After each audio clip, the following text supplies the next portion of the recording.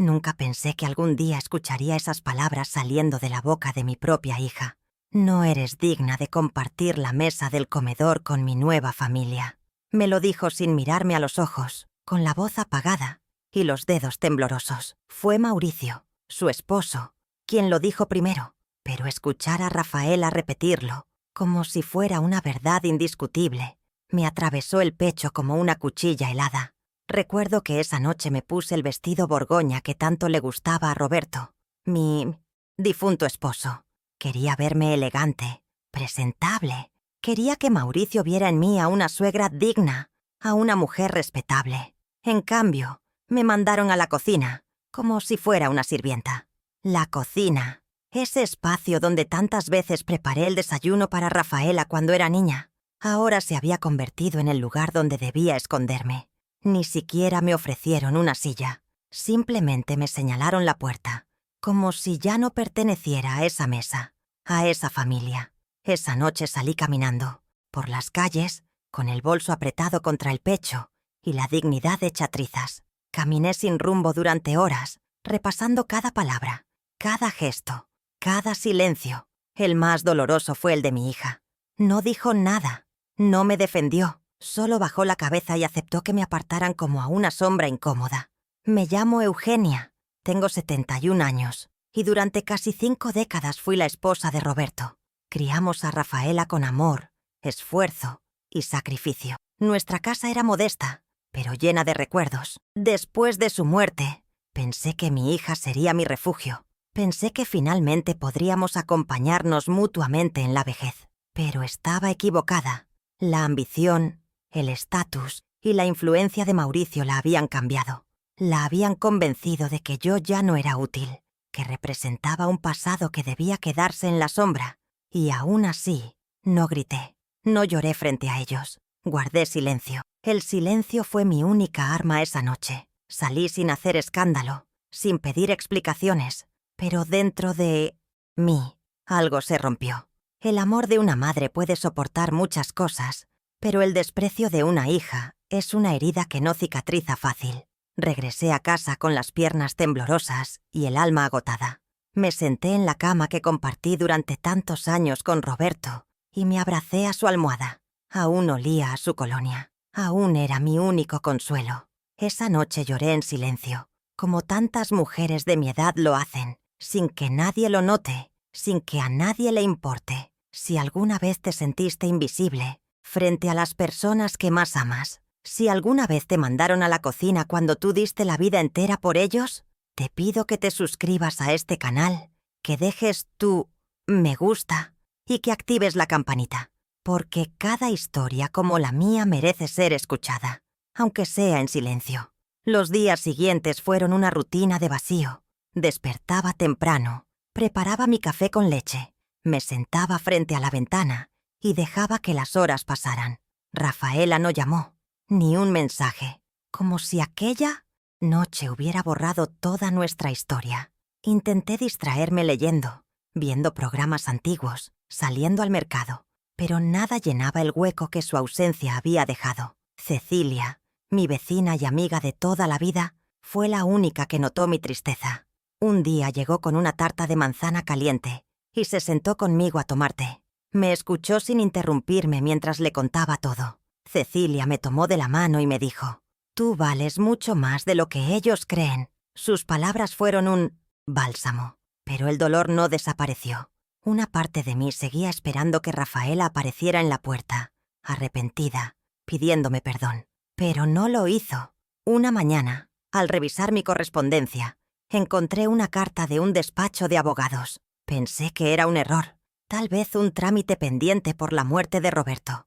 Pero al abrirla, mi mundo cambió para siempre. La carta decía que yo era la heredera de una fortuna inesperada. Un tío abuelo olvidado me había dejado todo.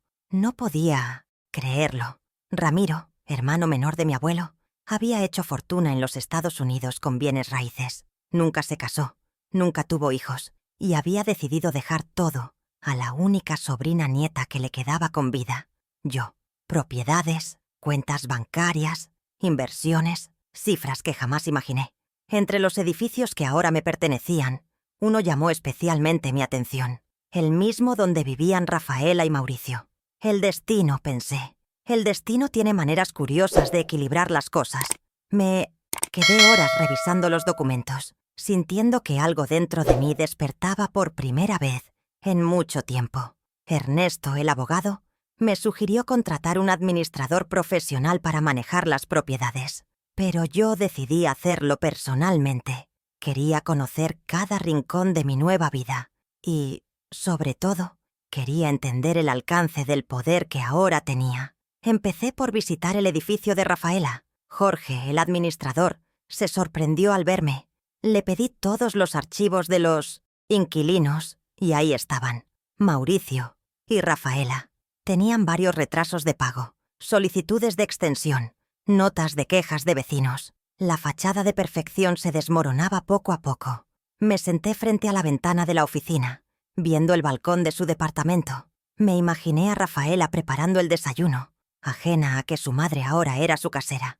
No planeaba vengarme, no buscaba humillarlos, pero sí necesitaba restaurar algo dentro de mí que esa noche ellos habían destruido. En silencio, con la calma de quien ha recuperado el control, comencé a idear un plan. Un plan no para destruir, sino para poner cada cosa en su lugar, porque el respeto no se exige a gritos, se gana con dignidad, y esa dignidad, que esa noche intentaron arrancarme, estaba regresando a mí con una fuerza inesperada. Durante las semanas siguientes, me dediqué a estudiar cada uno de mis edificios, pero siempre regresaba al mismo, el de Rafaela. Jorge me mantenía informada de todo. Me enteré de que Mauricio había perdido clientes importantes, de que sus ingresos estaban bajando y de que las discusiones con los vecinos eran cada vez más frecuentes. Todo aquello que antes parecía perfecto comenzaba a resquebrajarse. A veces me quedaba en la oficina del edificio solo para observar, no por morbo, sino porque necesitaba entender qué había detrás de esa frialdad con la que me sacaron de sus vidas. Una tarde vi a Rafaela salir del elevador. Llevaba un vestido verde que le colgaba del cuerpo. Se veía más delgada, más apagada. No me reconoció. Me quedé quieta, observando desde detrás del vidrio. Quise correr a abrazarla, decirle que todo estaría bien, pero algo dentro de mí me detuvo. Recordé aquella noche, sus ojos esquivando los míos, sus labios cerrados, mientras Mauricio me apartaba como si no valiera nada. A veces el amor de una madre también necesita protegerse, y yo había pasado años olvidando mi propio valor en nombre de ese amor. Esa noche, al llegar a casa, me serví una taza de té y me senté en mi silla favorita. Pensé en Roberto, en lo que él habría dicho. Siempre me decía que tenía una fuerza silenciosa, que mi templanza era mi mayor virtud. Quizás tenía razón. Tal vez era hora de usar esa fuerza, pero no como arma, sino como espejo, para que ellos mismos vieran lo que habían perdido, para que Rafaela comprendiera quién era yo realmente, no la sombra sumisa que Mauricio había querido pintar, sino la mujer que lo había dado todo, y que aún estaba de pie. Llamé a Jorge y le pedí que, a partir de ese momento, todos los asuntos del departamento de Mauricio y Rafaela pasaran por mí. Quería supervisar cada movimiento, cada solicitud, cada retraso. Él se mostró confundido, pero no preguntó. Yo era la propietaria. También contraté un investigador privado. Quería saber la verdad, no por venganza, sino por justicia. Su nombre era Raúl, un hombre discreto que no necesitaba explicaciones largas. Le pedí que me dijera quién era realmente Mauricio, y cuando recibí su primer informe, sentí una mezcla de rabia, tristeza y algo parecido a la confirmación. Mauricio no solo tenía problemas financieros, estaba siendo infiel. Se encontraba cada semana con una mujer más joven, una compañera de trabajo, cenas, hoteles, regalos, todo mientras mi hija hacía malabares para mantener el hogar a flote. Y yo ahí, viendo todo desde la sombra, sabiendo más de lo que ellos imaginarían. Podía haberlo expuesto en ese instante, pero decidí esperar. La verdad, cuando llega por sí sola, tiene más fuerza. Solo necesitaba el momento justo. Mientras tanto, empecé a hacer ajustes silenciosos, pequeñas incomodidades que iban aumentando la presión. Ordené reparaciones en el edificio. Nada fuera del contrato, pero sí lo suficiente para alterar la paz de Mauricio. Ruidos tempranos, cortes breves de agua, revisiones periódicas. Jorge, siguiendo mis instrucciones, dejó de ofrecer extensiones para el pago de la renta. Cada retraso se convertía en una llamada de advertencia. Mauricio comenzó a desesperarse. Su voz, que antes sonaba firme y autoritaria, ahora era tensa y rota. Escuché una de esas llamadas desde la oficina. Fue como ver cómo se rompía la máscara de poder que tanto le gustaba usar. Mientras tanto, observaba a Rafaela en silencio. Sus pasos eran más lentos, sus hombros más caídos. Había perdido esa seguridad que la caracterizaba. Cecilia, mi vecina, me contaba que la veía en el supermercado contando monedas, comprando productos en oferta, usando cupones. Era evidente que Mauricio le estaba ocultando su situación real, pero ella comenzaba a despertar. Lo notaba en sus pequeños gestos, la forma en que miraba su celular, las veces que se detenía frente a los tableros de empleo en la entrada del metro. Rafaela, mi hija, empezaba a buscar una salida. Una tarde vi algo que me rompió el alma. Rafaela bajó al lobby con una solicitud en la mano. Era para instalar una línea telefónica adicional en el departamento. Le explicaba a Jorge, con voz temblorosa, que necesitaba buscar trabajo, que quería ayudar con los gastos. Jorge, sin saber que yo escuchaba todo, le dijo que el trámite tomaría unos días. Yo me quedé ahí, escondida detrás del pasillo, con el corazón en la garganta. Quise correr a abrazarla, decirle que no estaba sola, pero no lo hice. No aún. Sabía que tenía que esperar, que había un momento para todo. Esa noche, mientras el viento golpeaba las ventanas de mi casa, tomé una decisión. Era hora de dar el siguiente paso. No iba a esperar a que todo colapsara por sí solo. Iba a hacer que Rafaela viera la verdad con sus propios ojos. Llamé a Raúl y le pedí que organizara todo para que ella descubriera la infidelidad. No quería que se lo contaran. Quería que lo viera, que entendiera por sí misma con quién se había casado. Raúl, como siempre, fue eficiente. En pocos días tenía todo preparado. Solo faltaba el momento justo. Mientras tanto, seguí con mi fachada de mujer tranquila. Visitaba mis edificios, revisaba documentos, organizaba mejoras. Nadie sospechaba lo que estaba por venir, y yo me sentía más fuerte que nunca. Por primera vez en mucho tiempo, tenía el control de mi propia vida. No buscaba destrucción, buscaba justicia, y sobre todo, buscaba recuperar a mi hija. No a la mujer que me humilló en la cena, sino a la niña que alguna vez se dormía en mi regazo, después de un mal sueño. Sabía que seguía ahí, en alguna parte, y haría lo que fuera por traerla de vuelta. El miércoles llegó más rápido de lo que pensaba. Raúl me llamó temprano para confirmar que todo estaba listo.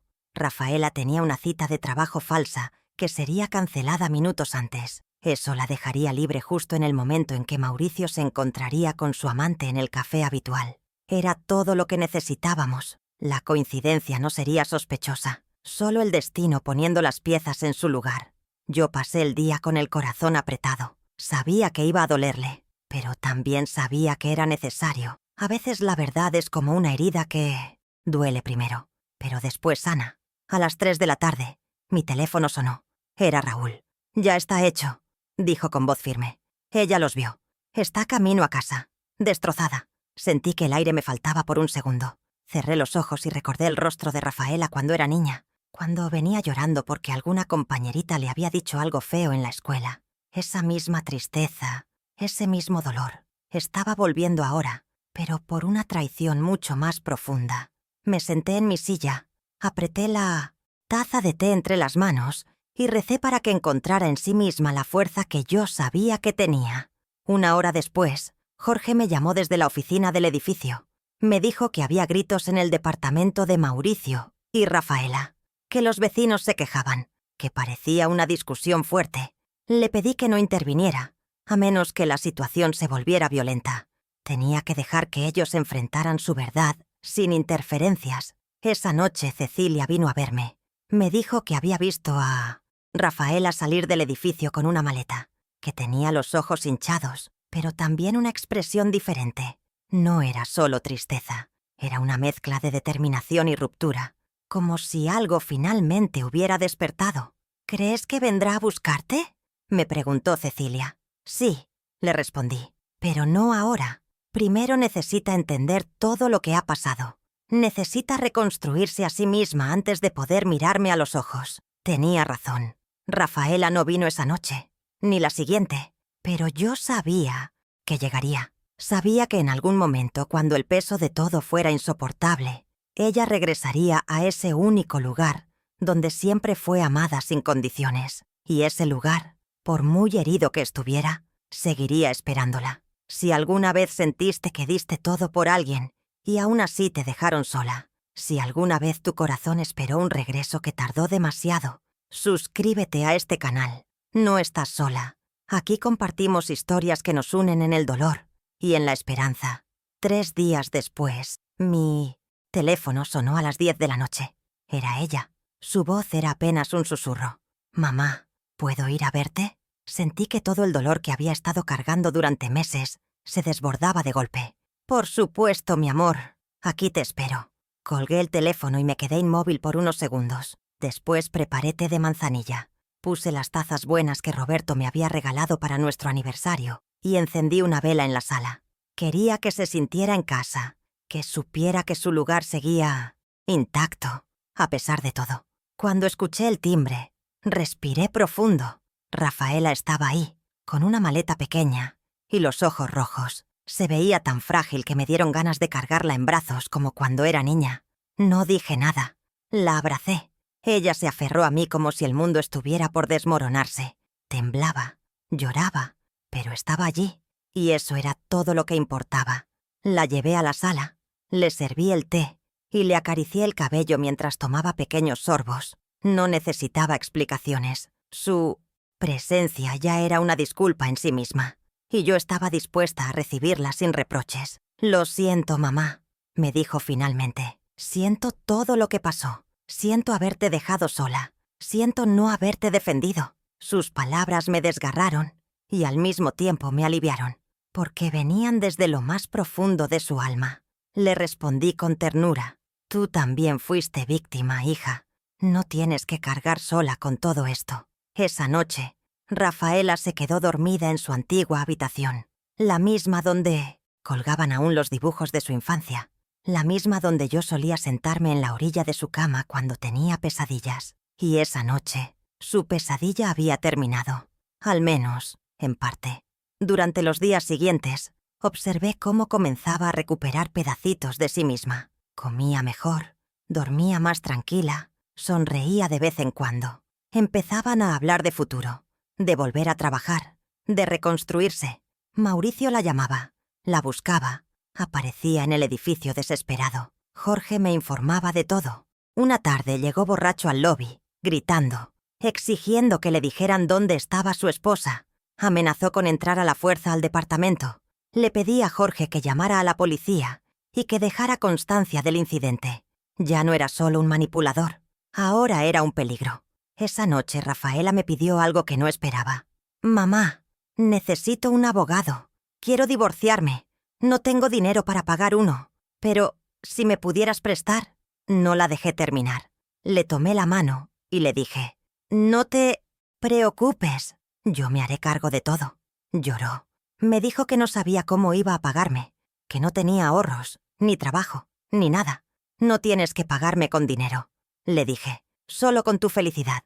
Al día siguiente la acompañé a ver a Ernesto, el mismo abogado que había manejado mi herencia. Era hora de iniciar una nueva etapa. Ernesto nos recibió con esa calma profesional que siempre me transmitía confianza. Rafaela le contó todo, desde la humillación que vivió esa noche conmigo, hasta las manipulaciones de Mauricio, su infidelidad, los problemas financieros y el aislamiento. Ernesto tomó nota de cada detalle y le aseguró que tenía un caso sólido.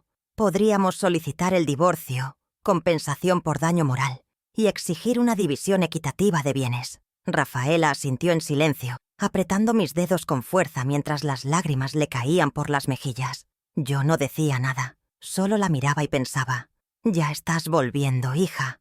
Estás despertando». Después de la cita, decidimos caminar por el parque, el mismo donde yo solía llevarla cuando era niña para alimentar a las palomas. Nos sentamos en una banca y ella me miró con una mezcla de gratitud y vergüenza. «Gracias por no rendirte conmigo, mamá», me dijo. «No sé cómo hiciste para seguir ahí, después de todo lo que te hice. Yo no necesitaba una disculpa perfecta, solo su regreso, solo su mirada clara». Le respondí. «El amor de madre es así. A veces se rompe, pero nunca se pierde». Nos quedamos ahí, abrazadas, mientras el sol comenzaba a esconderse detrás de los árboles. Esa misma noche, mientras ella dormía, me senté a revisar los papeles del edificio. Jorge me había dejado un informe detallado. Entre todas las carpetas, había una con el nombre de Mauricio, retrasos, quejas, advertencias y ahora, amenazas. Al parecer había contratado a un abogado. Decía que yo lo acosaba como propietaria, que mis acciones eran personales, que lo estaba discriminando. Le había dicho a Jorge que iba a demandarme. Cerré la carpeta lentamente. No sentí miedo. Sentí que había llegado el momento de poner todas mis cartas sobre la mesa. Él no sabía con quién se estaba metiendo. Llamé a Ernesto y le pedí que preparara una reunión formal con el abogado de Mauricio. Quería que todo quedara registrado, documentado, claro. Quería que él viera la magnitud real de lo que enfrentaba. Le dije a Rafaela que era hora de contarle todo. La herencia, las propiedades, el hecho de que yo era la dueña del edificio. Al principio no me creyó. Luego, cuando le mostré los documentos, la sorpresa en su rostro se transformó en una sonrisa que hacía mucho no veía. «O sea que, mientras él te humillaba, tú eras su casera». Me reí. «Así es, hija. Y ahora quiere demandarme. Si alguna vez tuviste que quedarte callada mientras alguien te pisoteaba, si tuviste que soportar el desprecio en silencio porque no tenías otra opción, suscríbete. Que este canal sea ese espacio donde nuestras historias ya no se quedan en la sombra». El día de la reunión llegó. Ernesto organizó todo en su despacho. En la sala de conferencias había una larga mesa de madera, y sobre ella, cada uno de los documentos ordenados con precisión. Mauricio llegó primero con su abogado. Estaba demacrado, más delgado, con ojeras profundas. Su traje estaba arrugado, su mirada era nerviosa. Su abogado comenzó a hablar con tono desafiante. Acusaciones, amenazas legales, lenguaje técnico. Yo no dije nada.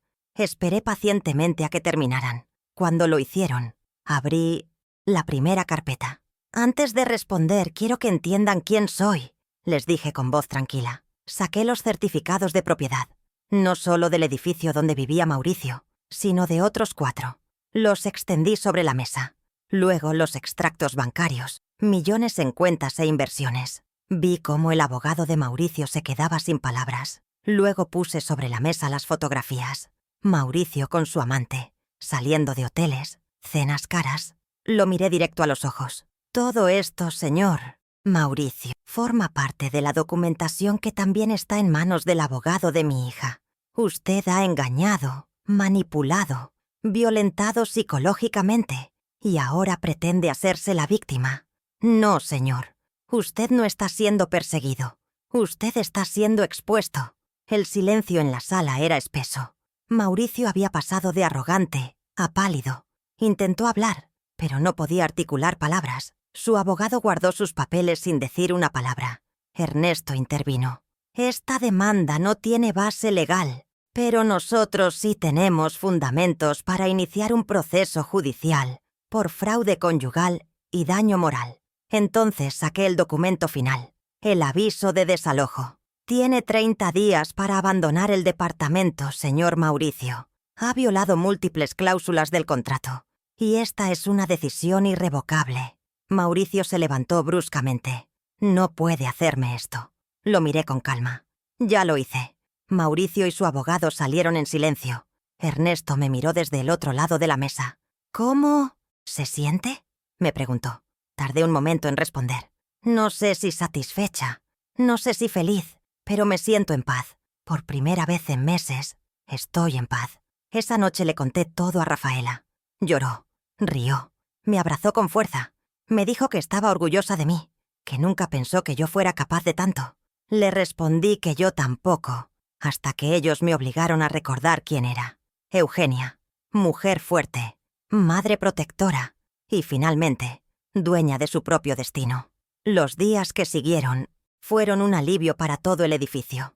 Mauricio comenzó a empacar. Jorge me informaba de sus movimientos. Intentó conseguir abogados nuevos, pero nadie quería representarlo. Su amante lo había abandonado. Estaba solo, en bancarrota, en ruinas. Una noche apareció en mi casa, borracho, suplicando que lo perdonara, que le diera otra oportunidad, que podía pagar la renta.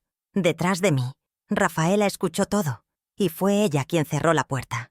«Ya no tienes poder sobre mí», le dijo con firmeza. Esa fue la verdadera victoria. No el desalojo, no la fortuna, sino verla recuperar su voz y su fuerza. Los últimos días antes del desalojo fueron caóticos. Mauricio contrató una empresa barata de mudanzas que llegó tarde y manejó todo con descuido. Los vecinos se quejaron del ruido, del caos en los pasillos, del desorden. Yo estuve presente ese día, no por crueldad, sino porque quería asegurarme de que todo se hiciera legalmente. También, lo admito, porque quería cerrar ese capítulo con mis propios ojos. Mauricio bajó con una maleta y una caja. Todo lo que le quedaba de su vida anterior cabía en 2 manos temblorosas. Me vio en el lobby, se detuvo, me miró con resentimiento. «¿Estás satisfecha?», me preguntó. «No es satisfacción lo que siento», le respondí con serenidad. «Es justicia». No dijo nada más. Se dio vuelta y subió a un taxi. Jorge y yo lo observamos irse desde la ventana de la oficina. Una figura desarmada, deshecha, vacía. Un hombre que había perdido todo por su propia soberbia. Me quedé allí un momento más, en silencio, recordando aquella noche en la que me mandó a la cocina, pensando en cómo el mundo da vueltas inesperadas. «¿Qué va a hacer con el departamento?», me preguntó Jorge. Lo miré con una leve sonrisa. «Voy a renovarlo y rentarlo a alguien que sí lo valore». Una semana después, una familia joven pidió una cita para ver el departamento. Eran los Vázquez, Victoria y Raúl, con sus 2 hijos pequeños, profesores de escuela, amables, humildes, trabajadores. Me recordaron a Roberto y a mí cuando comenzábamos nuestra vida. Cuando vi a los niños correr por el pasillo, supe que ese espacio merecía nuevas memorias. Les ofrecí el departamento por una renta menor. Jorge me miró sorprendido. Victoria también. «¿Estás segura?», me preguntó. «Completamente», respondí. «Solo asegúrense de que sus hijos crezcan felices aquí».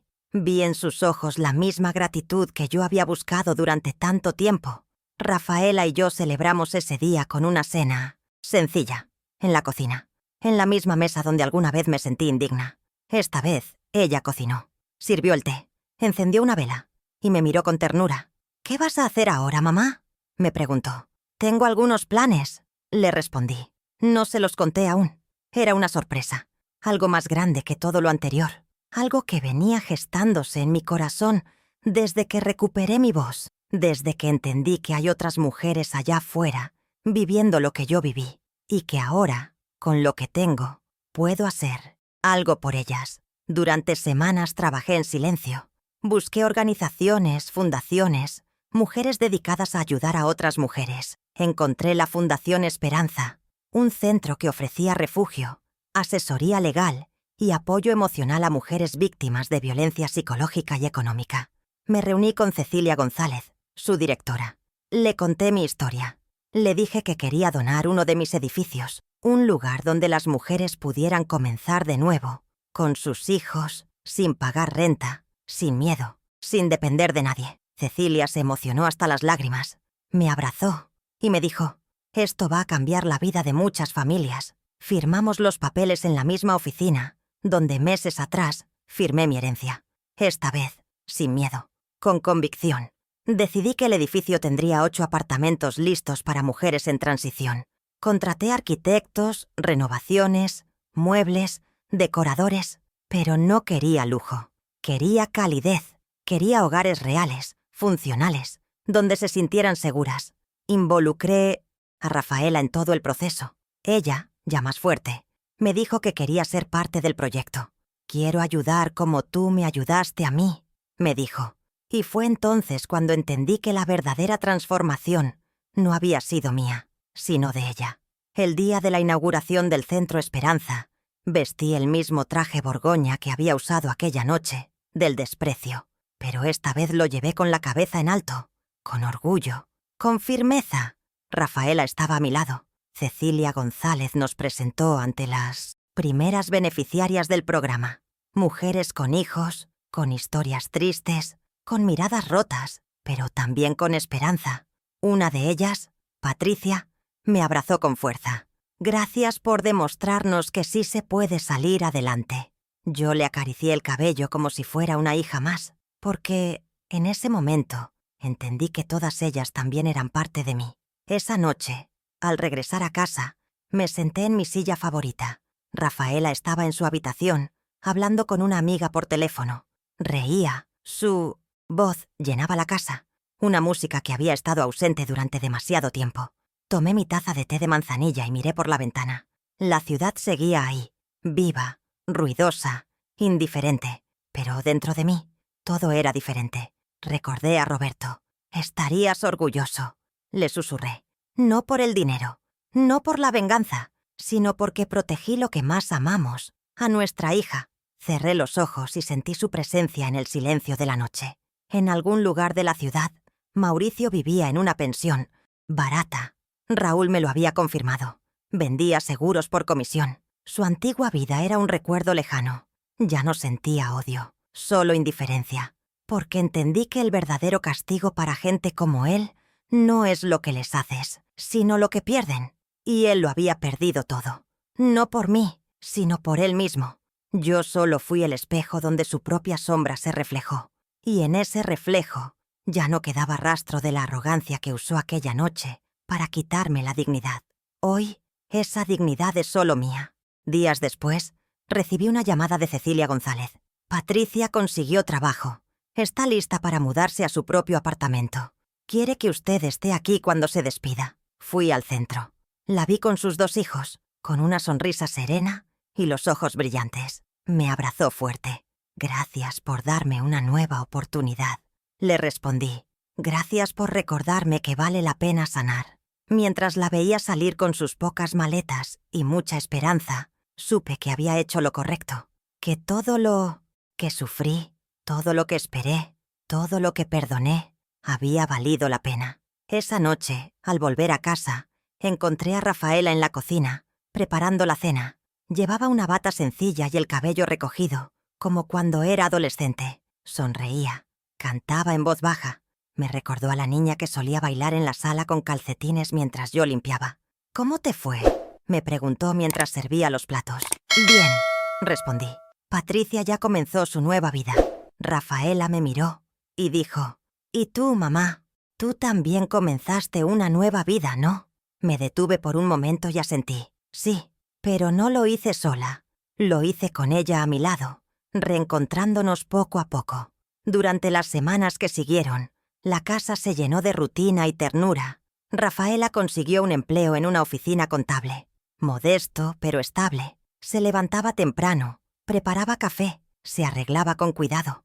Ya no era la mujer rota que llegó aquella noche con una maleta y los ojos llorosos. Era otra, más fuerte, más clara, más libre. A veces se detenía frente al espejo antes de salir y se sonreía, como si estuviera reconociendo su propio reflejo después de años. Yo la observaba desde el pasillo con el corazón lleno, porque verla así era mi verdadera herencia, mi mayor riqueza. Un sábado por la tarde, mientras tomábamos café en el jardín, Rafaela me preguntó algo que me dejó pensando. ¿Alguna vez pensaste en vengarte de verdad? ¿En destruirlo todo? Reflexioné unos segundos antes de responder. No, hija. Lo que hice no fue venganza. Fue recuperar mi lugar. Fue hacer justicia.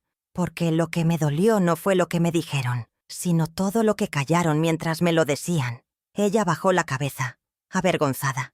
Le tomé la mano. No te estoy reprochando nada. Tú también estabas atrapada.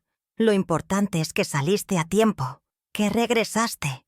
Esa misma noche, después de cenar, encontramos unas cajas con fotos viejas. Imágenes de cuando Rafaela era niña, de sus cumpleaños, de Roberto con su sonrisa eterna.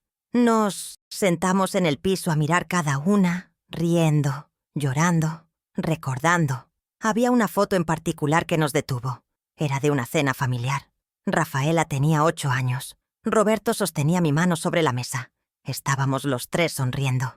Rafaela me miró y dijo: «Ese era el amor real, ¿verdad?». Asentí en silencio, porque sí, ese era el amor verdadero. El que no necesita adornos, ni trajes caros, ni palabras vacías, solo estar. Unos días después, recibí otra carta, esta vez de una joven llamada Clara, una de las mujeres que vivía en el Centro Esperanza. Me decía que gracias a lo que yo había hecho, por primera vez en su vida se sentía segura, que podía dormir sin miedo, que sus hijos volvían a reír. Le respondí con otra carta, escrita a mano. Le dije que ella me había dado más de lo que yo le había ofrecido, porque su valentía me recordaba que la lucha valía la pena. Esa noche entendí que había encontrado mi propósito. No solo reconstruí mi vida, estaba ayudando a otras a reconstruir la suya. Rafaela empezó a colaborar más activamente en el centro.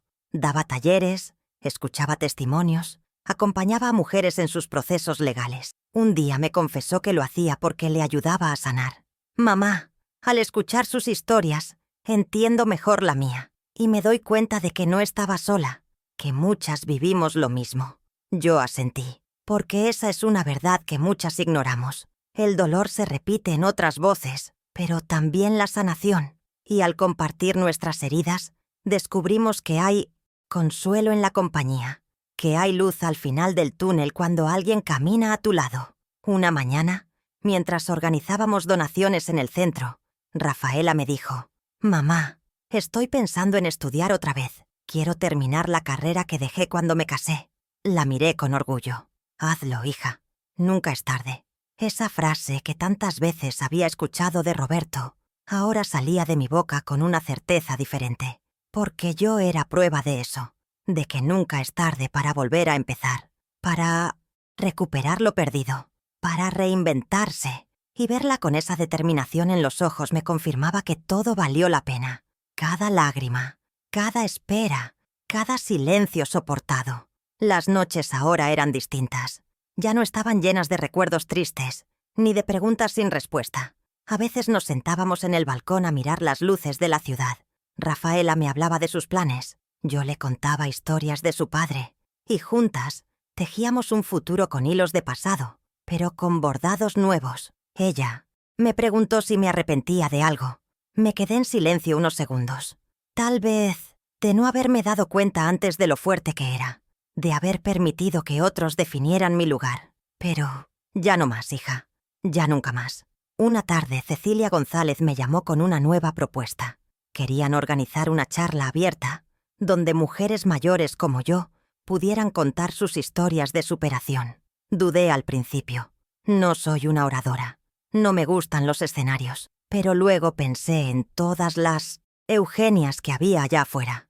Mujeres que se quedaron calladas demasiado tiempo, que aceptaron el rincón de la cocina como su único lugar. Y dije que sí, porque mi historia no era solo mía, era de todas. Y si al contarla podía despertar aunque sea una voz más, entonces valía la pena hacerlo, aunque me temblara la voz.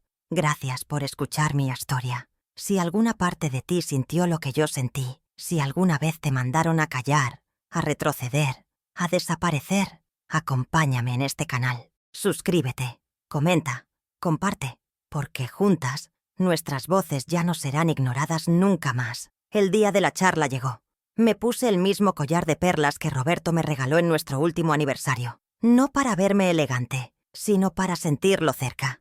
Me senté frente a una sala con más de 30 mujeres, algunas jóvenes, otras de mi edad, otras mayores, todas con algo en común, el deseo de ser escuchadas. Conté mi historia como la conté aquí, sin adornos, sin exageraciones, solo la verdad. Algunas lloraron, otras asintieron en silencio. Al final, una mujer se acercó y me abrazó. «Usted dijo lo que yo nunca pude decir». Ese fue mi aplauso. Ese fue mi premio. Esa noche, al volver a casa, encontré a Rafaela en el sillón, esperándome con una copa de vino. «¿Cómo te fue?», me preguntó. Le conté cada detalle. Me escuchó con los ojos brillantes. «Estoy tan orgullosa de ti, mamá. Eres mi ejemplo». Y pensé en todo lo que habíamos vivido, en el camino que recorrimos para llegar hasta aquí. en cómo el dolor nos separó, pero el amor nos reunió. Brindamos en silencio, no por la venganza, no por la fortuna. Brindamos por la transformación, porque ambas habíamos renacido, cada una a su manera, desde las cenizas de lo que creíamos perdido para siempre. El Centro Esperanza seguía creciendo. Llegaban más mujeres, más historias, más niños buscando paz. Doné otro edificio. Esta vez, sin anuncios, sin ceremonias. Solo firmé los papeles y dije, úsenlo bien. Rafaela lo decoró con voluntarias. Pintaron murales con frases de fuerza y libertad.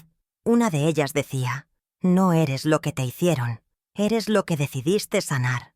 Cada vez que pasaba por ahí, me detenía a leerla, porque esa frase, sin saberlo, era mi historia escrita en una pared. Yo no era la mujer que Mauricio humilló. Yo era la mujer que decidió no quedarse rota. Un domingo por la mañana, mientras desayunábamos en la cocina, Rafaela me preguntó, ¿te sientes feliz, mamá? La miré, pensé, y le respondí, me siento... sé plena, porque la felicidad a veces es fugaz, pero la plenitud es ese momento en el que entiendes que todo lo que sufriste tuvo sentido, que cada golpe, cada noche de lágrimas, cada silencio amargo, te trajo hasta este presente donde puedes respirar sin miedo, donde puedes mirar atrás sin rencor y adelante sin ansiedad. Rafaela me tomó la mano. Gracias por esperarme. Yo sonreí. Siempre lo haré. Aunque duela, aunque tarde. Una tarde recibí una carta anónima. Solo decía, gracias por existir. Su historia salvó mi vida. No venía firmada. No tenía remitente. La leí muchas veces. La guardé entre las páginas de un libro que Roberto me regaló. Cada vez que dudo, la releo. Porque, aunque no sepa quién la escribió, sé que allá afuera hay alguien que encontró en mis palabras una razón para seguir. Y eso me basta. No necesito reconocimiento. No necesito aplausos. Solo necesito saber que lo que viví no fue en vano. Que mi voz, por años dormida, ahora despierta ecos en otras mujeres que también merecen empezar de nuevo. Rafaela se inscribió finalmente en la universidad. Volvía a estudiar por las noches después del trabajo. Yo la esperaba con la cena lista, como hacía años que no podía hacerlo. A veces me traía flores, a veces solo su sonrisa, pero cada gesto, cada detalle, era una caricia a mi alma, porque más allá de todo, ella seguía siendo mi hija, y yo, su madre. Y ese lazo, aunque golpeado, había resistido. Seguía ahí, inquebrantable, indestructible, renovado por el fuego, como el acero que se forja en medio de las brasas. Nuestra relación había muerto una vez, pero ahora estaba más viva que nunca. Un día le pregunté a Rafaela si había vuelto a saber de Mauricio. Me dijo que no, que lo había bloqueado de todos lados, que si alguna vez volvía sería solo un eco del pasado, que ya no le tenía miedo. Me alegró oírlo, porque la verdadera libertad no es mudarse de casa, es mudarse de adentro, es sacar al agresor de tu mente, de tus recuerdos, de tus decisiones. Me abrazó fuerte y me dijo, ya no soy la misma, y eso es gracias a ti. Y por primera vez sentí que el ciclo estaba cerrando, que lo peor había quedado atrás. La primavera llegó con nuevas flores en el jardín. Plantamos juntas, limpiamos juntas, reímos, lloramos, hicimos silencio. Ese silencio que ya no era de dolor, sino de conexión, de complicidad. A veces no necesitábamos palabras, bastaba una mirada, un gesto, un suspiro compartido. Yo había dejado de esperar a que la vida me diera permiso para ser feliz, y ella también. Ahora construíamos nuestra felicidad, día a día, con lo que teníamos, sin lujos, sin máscaras, solo con verdad, y con el amor limpio de quienes ya conocieron la traición, pero eligieron no llenarse de rencor. El centro recibió un reconocimiento de la municipalidad. Cecilia me pidió que fuera a recibirlo.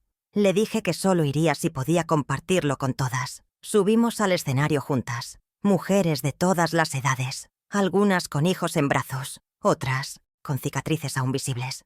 Y ahí estábamos, unidas, fuertes, reales. Este reconocimiento no es mío, dije al tomar el micrófono.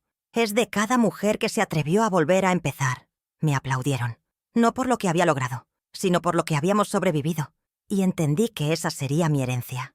No los edificios, no el dinero, sino las segundas oportunidades. Esa noche, mientras lavaba los platos, pensé en mi vida, en todo lo que había cambiado desde aquella noche en que me mandaron a la cocina como si no valiera nada. Y ahora, aquí estaba, en la cocina otra vez. Pero por elección, por amor, por paz, serví 2 tazas de té. Llamé a Rafaela. Nos sentamos en la mesa. Esa misma mesa. Ahora sin juicios, sin máscaras. Solo nosotras, madre e hija, sobrevivientes, victoriosas. Y mientras tomábamos el té, en silencio, supe que nada volvería a ser igual. Y eso era lo más hermoso de todo. Con el paso de los días, el departamento donde vivían los Vázquez comenzó a transformarse en un verdadero hogar. Los niños llenaban los pasillos con risas. Los vecinos se saludaban con más calidez. Y Jorge me dijo una tarde: «Este edificio respira diferente desde que ellos están aquí». Yo asentí, porque cuando el dolor se va, el aire cambia, el ambiente se limpia, la energía se renueva, y uno empieza a darse cuenta de que el espacio físico también guarda memorias. Pero ahora, por fin, esa propiedad estaba dejando de ser una herida para convertirse en un símbolo de renacimiento. Rafaela venía cada vez más confiada de sus clases. Me contaba sobre economía, contabilidad, teoría fiscal. Le brillaban los ojos mientras hablaba, y cada vez que la escuchaba, sentía que estaba presenciando su segunda adolescencia, una que no tuvo por culpa de un matrimonio apresurado y una relación asfixiante. A veces se quedaba estudiando hasta tarde, y yo le preparaba un sándwich como cuando tenía 15. Me agradecía con un beso en la frente, y en esos pequeños gestos, en esa rutina silenciosa, estaba la verdadera reparación. No había discursos, no había promesas, solo la constancia del amor recuperado. Una noche, mientras leía en la sala, ella se me acercó con una pregunta inesperada. «Mamá, ¿tú volverías a enamorarte?» Me reí con suavidad. No lo había pensado. No lo necesitaba. Mi vida, ahora, estaba tan llena de propósito que el amor romántico no era prioridad. Pero no descarté la idea. Le respondí: «Tal vez, si llegara alguien con manos limpias, con alma en calma, que entienda que ya no busco salvar a nadie, sino caminar a la par». Ella sonrió. «Entonces espero que aparezca, porque tú mereces ser amada, mamá». Me conmovió, pero sobre todo, me hizo pensar que al final sí quedaba mucho por vivir. En el centro seguíamos recibiendo casos cada vez más difíciles, mujeres con historias de horror, pero también con una chispa interna que las mantenía vivas. A veces llegaban con nada más que una bolsa y 2 niños colgados del brazo, pero bastaban unos días, unas palabras, una comida caliente, para que comenzaran a enderezar la espalda. Y ahí estaba Rafaela, guiándolas, abrazándolas, recordándoles que sí es posible, que no están solas, que hay salida. La veía caminar por los pasillos como si siempre hubiera estado destinada a eso, y entendía que su caída no fue en vano, fue parte de su camino hacia la luz. En una reunión con otras mujeres del centro, me pidieron que contara otra vez mi historia.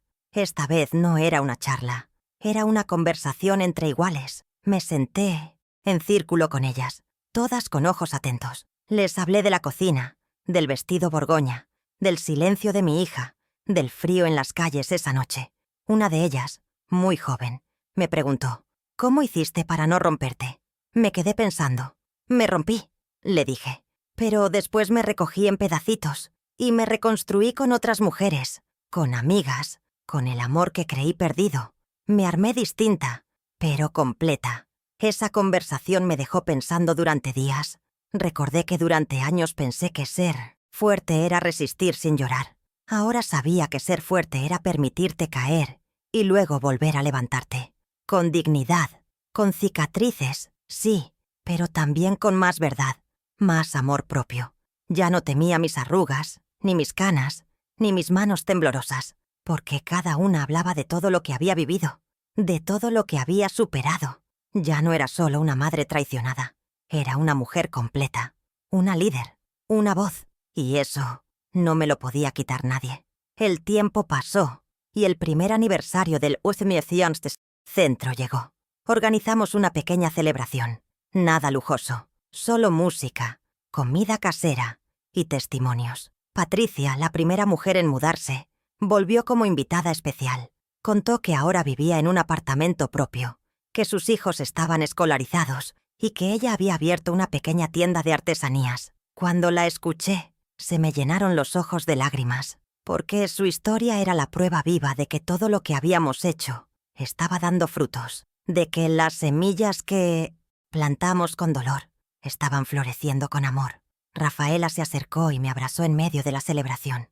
«Gracias por no rendirte, mamá», me dijo al oído. «Gracias por enseñarme que se puede volver a empezar». Le acaricié el rostro.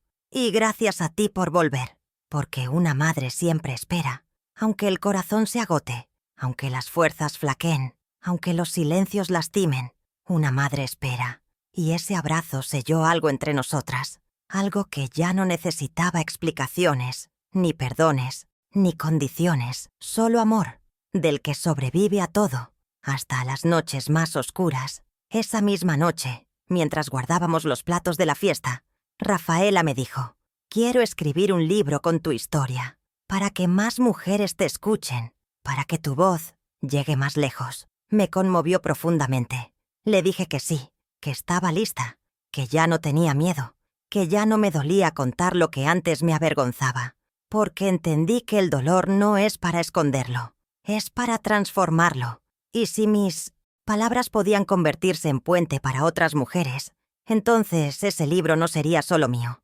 sería de todas, de cada mujer que alguna vez fue callada, minimizada, excluida.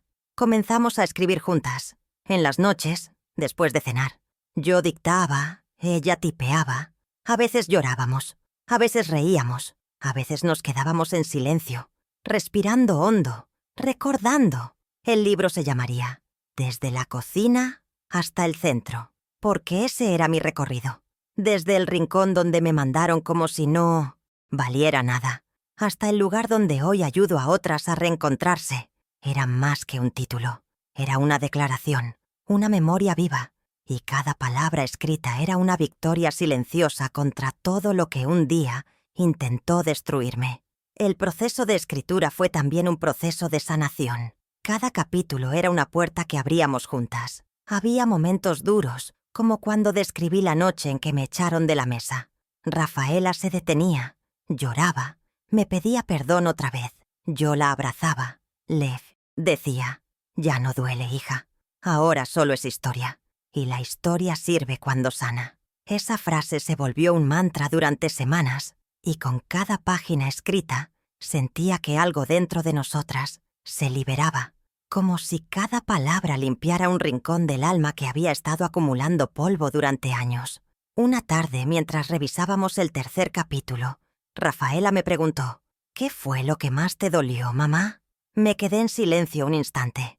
Luego le respondí: «Que me creyeras invisible, que pensaran que mi amor podía ser desechado tan fácilmente». Ella bajó la mirada. Sus ojos se llenaron de lágrimas. «Yo también me creí invisible, mamá. Mauricio me hizo pensar que solo servía si obedecía». Ese momento fue como un espejo entre nosotras. Ambas habíamos sido anuladas de distintas maneras, pero ahora, frente a frente, nos reconocíamos, y por primera vez no había culpables, solo dos mujeres volviendo a ser vistas. El libro avanzaba. Capítulo tras capítulo, nuestra historia tomaba forma. Decidimos incluir una parte al final con testimonios de mujeres del centro. Queríamos que no fuera solo un relato personal, sino también una voz colectiva. Cecilia nos ayudó a organizar entrevistas, y las historias eran conmovedoras. Una mujer contó cómo escapó de casa con sus hijos en medio de la noche. Otra, cómo volvió a estudiar a los 60. Otra, cómo aprendió a vivir sola después de 40 años de silencio.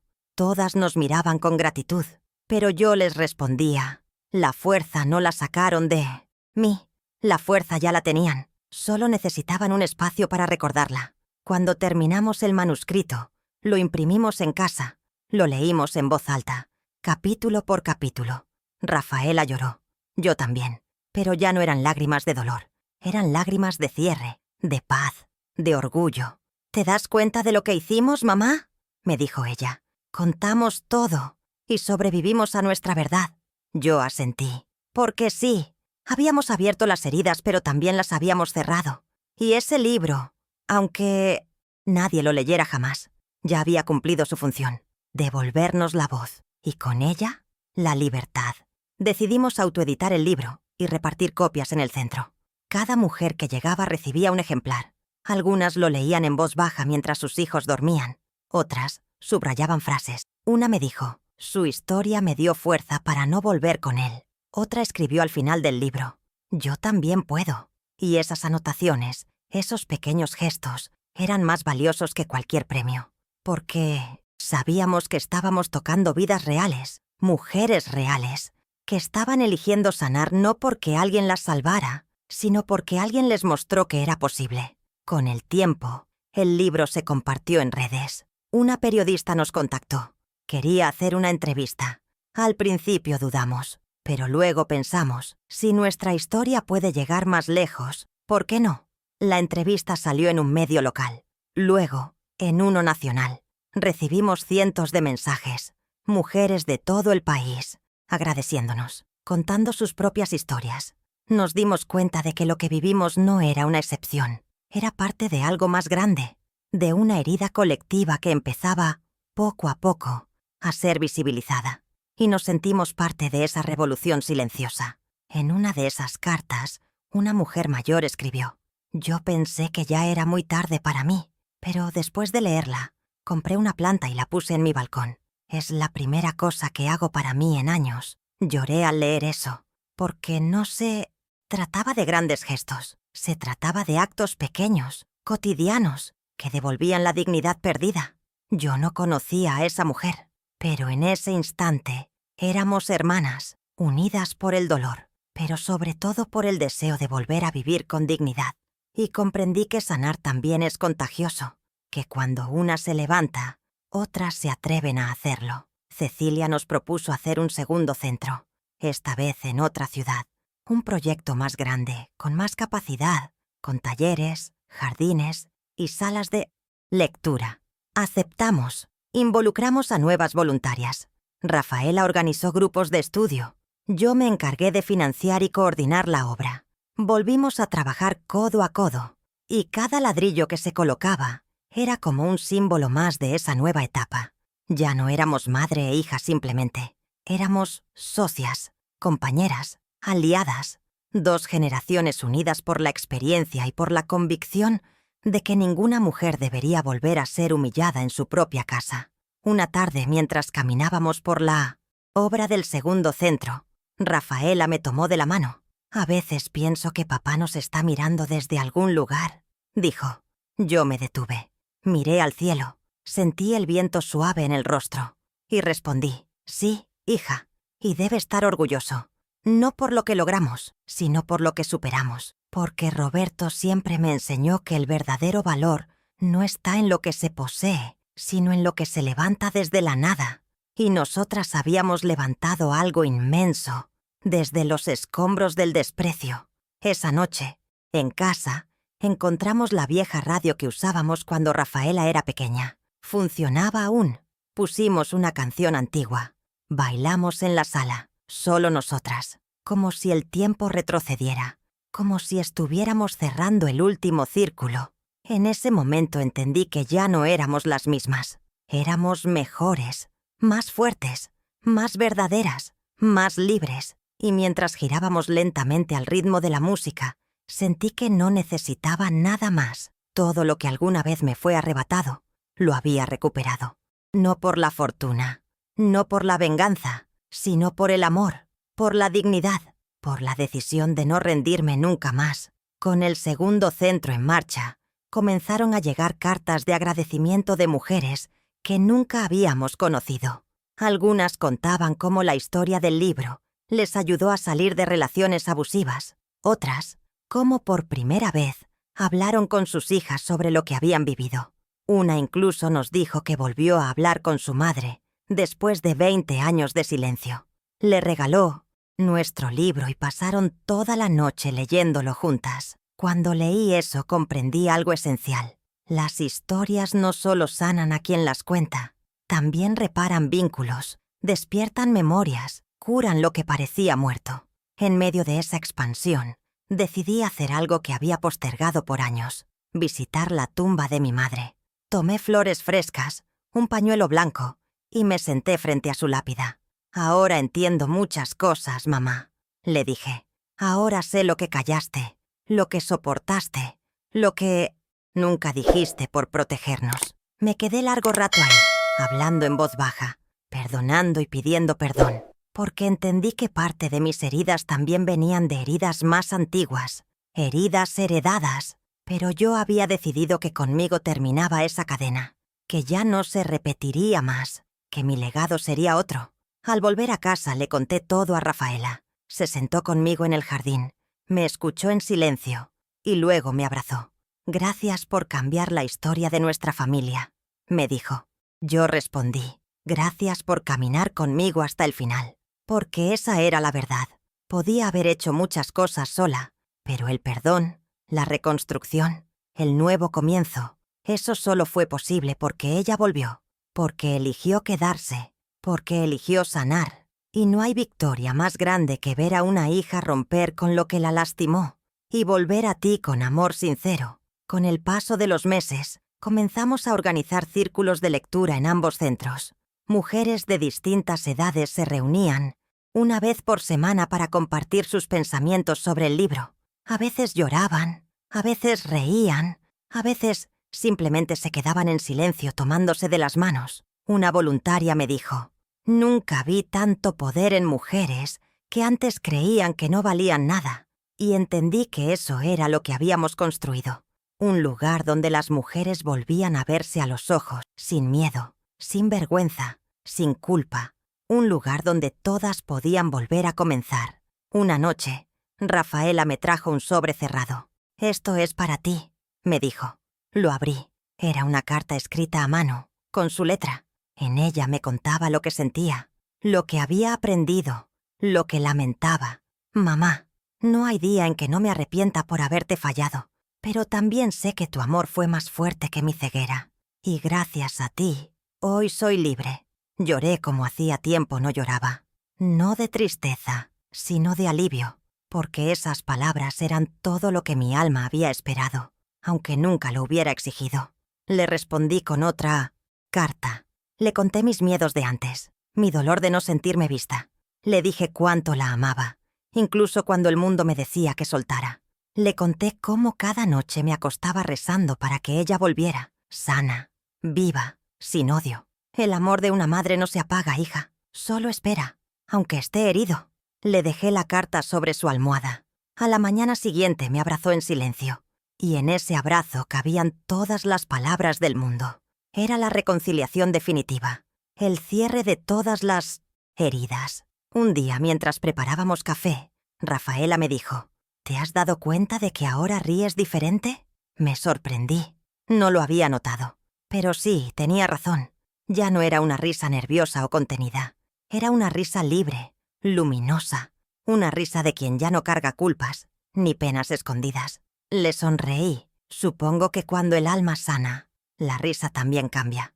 Y me di cuenta de que incluso mis arrugas se habían suavizado. No por cosméticos, sino porque ya no eran marcas de dolor, sino huellas de victoria. Esa tarde recibimos una visita inesperada. Era Mauricio, más delgado, con el cabello canoso y el rostro envejecido. Venía a pedir perdón. Rafaela me miró, sin miedo. «Te escuchamos», le dijo. Mauricio lloró.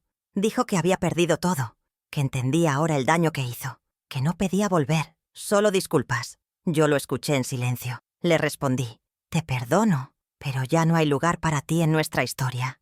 Y fue esa frase la que cerró el último capítulo, porque el perdón no siempre significa reconciliación. A veces, solo es liberar el alma de lo que ya no merece espacio. Después de que se fue, Rafaela se quedó pensativa. «¿Te sientes bien?», me preguntó. «Sí», le respondí, «porque lo que más temía ya no tiene poder sobre mí». Y era cierto. Mauricio ya no era una sombra, ni un fantasma, ni una amenaza. Era solo parte del pasado, una lección, un aviso, un recordatorio de lo lejos que habíamos llegado. Esa noche dormí profundamente, como no lo hacía desde hacía años, y supe que el verdadero descanso llega cuando el alma deja de pelear, cuando ya no hay cuentas pendientes, cuando el silencio ya no duele, solo abraza. Días después, organizamos un pequeño evento en el jardín. Solo amigas, vecinas, mujeres del centro. Celebramos la vida, la resiliencia, las nuevas historias. Rafaela dio un discurso breve. Yo no hablé, solo observé, y en cada rostro veía un reflejo de mí misma en distintas etapas. La mujer rota, la mujer que resiste, la que se levanta, la que guía. Entendí que el dolor compartido se vuelve comunidad, y la comunidad sana. Al final del evento, una niña se me acercó con una flor. «Mi mamá dice que usted es una heroína». Me agaché, la abracé y le dije, «Tu mamá también lo es». A medida que el tiempo avanzaba, comencé a escribir en un cuaderno personal. No para publicar, no para nadie más, solo para mí. Llamé a ese cuaderno Lecciones del dolor. Allí anotaba pensamientos, reflexiones, frases que me ayudaban a recordar que todo lo vivido tenía un propósito. Un día escribí, «La dignidad no se recupera en un acto, sino en muchos silencios donde elegimos no devolver el golpe, sino construir algo mejor». Ese cuaderno se volvió mi compañero. Lo abría cada noche antes de dormir, y con cada página escrita me recordaba quién soy. Eugenia, sobreviviente, madre, mujer que renació entre las ruinas. Un domingo caminamos hasta el parque donde solíamos ir cuando Rafaela era niña. Nos sentamos en la banca de siempre. Ella apoyó su cabeza en mi hombro. «¿Sabes algo, mamá?», me dijo. «A veces pienso que todo esto pasó para que volviéramos a encontrarnos, para que nos conociéramos de verdad». Sonreí, porque era verdad. A veces, la vida nos lleva al abismo solo para que podamos mirar con nuevos ojos lo que siempre estuvo ahí. Y nosotras nos habíamos reencontrado en medio del desastre. Nos habíamos elegido otra vez, y eso lo hacía todo más valioso. Con el paso de los meses, el segundo centro fue inaugurado oficialmente. Esta vez no hubo discursos. Decidimos abrir las puertas en silencio, como un refugio que no necesita anunciarse, solo estar. Las mujeres llegaron poco a poco, cada una con su historia, cada una con su esperanza. Rafaela organizó un rincón de lectura con libros donados. Yo llevé fotos antiguas y las colgué en las paredes. Y en cada rincón se respiraba amor, un amor que no juzga, que no pregunta, que solo abraza, porque en ese lugar todas sabían que no estaban solas, que su historia tenía eco y que siempre habría una Eugenia dispuesta a escuchar. Un día, mientras cuidaba el jardín del centro, una joven voluntaria me preguntó qué sentía al ver todo lo que habíamos construido. Me quedé mirando las flores. «Siento que por fin florecí», le dije.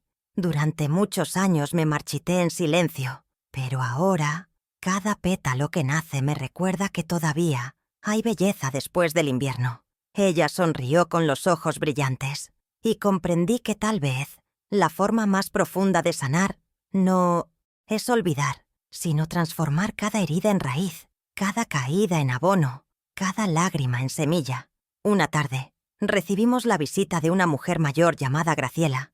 Caminaba despacio, con un bastón, pero con los ojos encendidos. Se sentó conmigo y me dijo, «No vengo por ayuda, vengo a ayudar», porque su historia me hizo recordar que todavía puedo ser útil.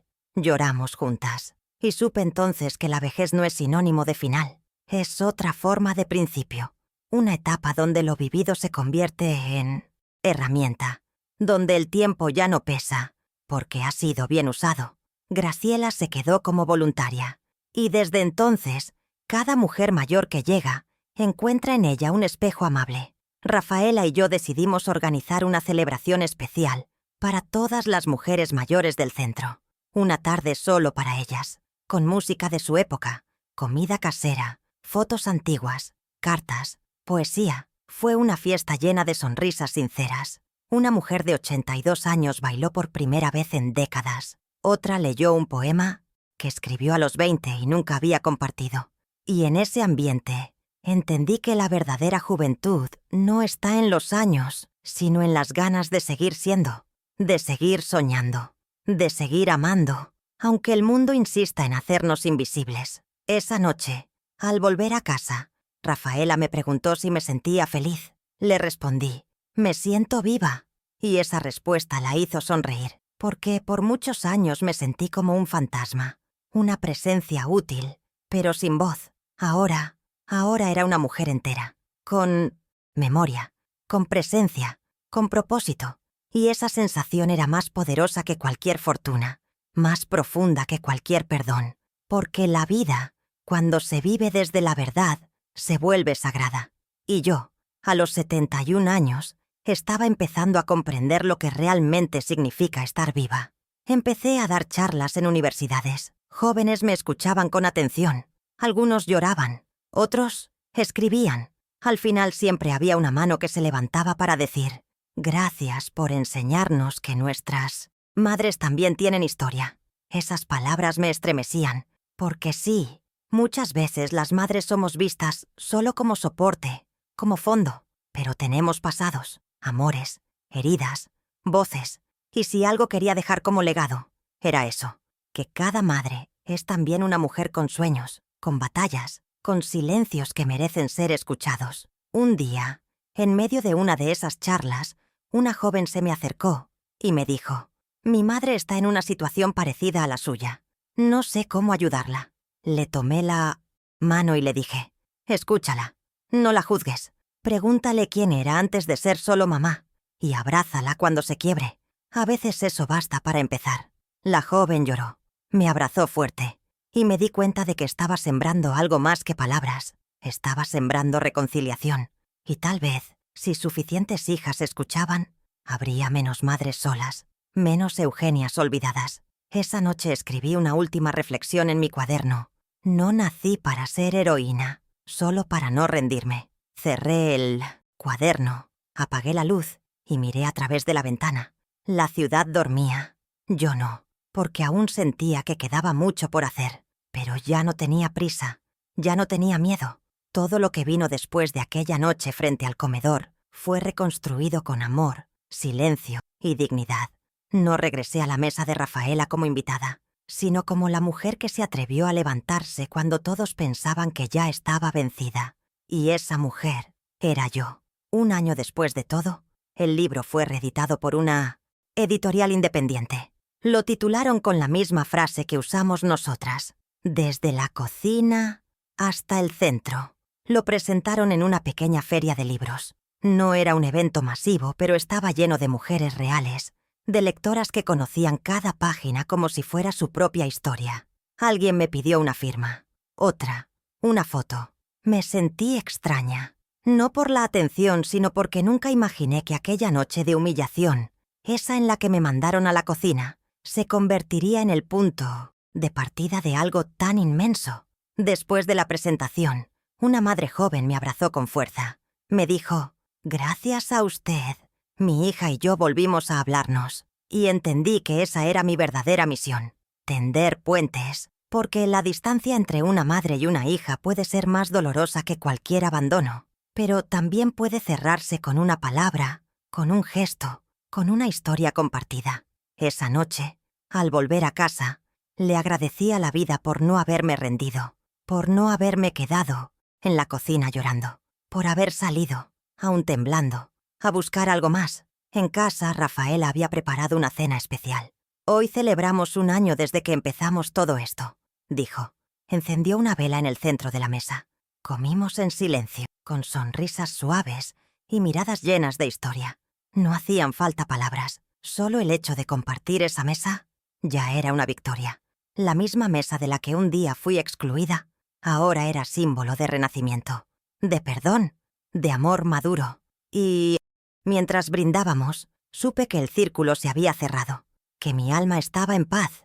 Unos días después, recibí una invitación para dar una conferencia en otro país. Dudé en aceptar. No me gustaba alejarme de casa, pero Rafaela me miró y dijo: «Ve, mamá, ellas te necesitan». Preparé mi maleta con calma. Llevé mi cuaderno, una foto de Roberto y el vestido borgoña, el mismo que un día me hizo sentir invisible. Pero ahora lo llevaba como una bandera, no como símbolo de derrota, sino de transformación. Porque cada prenda, cada cicatriz, cada silencio que alguna vez nos pesó, puede convertirse en armadura si aprendemos a vestirla con orgullo. La conferencia fue en un auditorio pequeño, pero lleno. Mujeres, estudiantes, psicólogas, trabajadoras sociales. Hablé como siempre, desde el alma, sin adornos, sin vergüenza. Al terminar, hubo un silencio largo, luego aplausos, y una mujer se acercó con su hija adolescente. Me dijo, ella no quería venir, pero ahora no para de llorar. La joven me abrazó.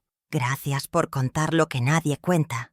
Y supe, en ese momento, que mientras haya una sola mujer escuchando, mi historia debe seguir siendo contada.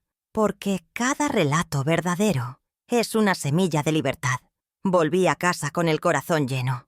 Rafaela me esperaba en la estación. Me abrazó con fuerza. Te extrañé, mamá.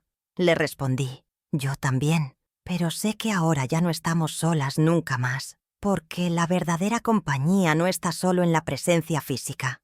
Está en la certeza de que alguien te recuerda, te honra, te valora incluso en la distancia. Desde entonces, decidimos viajar juntas una vez al año. Un nuevo destino, una nueva historia. Porque la vida no terminó a los 70. En realidad, recién comenzaba.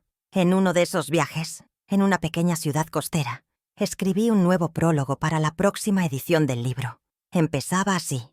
A todas las mujeres que fueron mandadas a callar, a retirarse, a hacerse pequeñas, les digo, levántense, no para gritar, sino para vivir. Sentí que con esas palabras cerraba una etapa, porque mi historia ya no era solo mía, era de todas, de cada mujer que un día pensó que era tarde, que ya no importaba, que no tenía más voz. Les aseguro que sí, siempre hay tiempo, siempre hay retorno. Siempre hay una llama esperando ser avivada.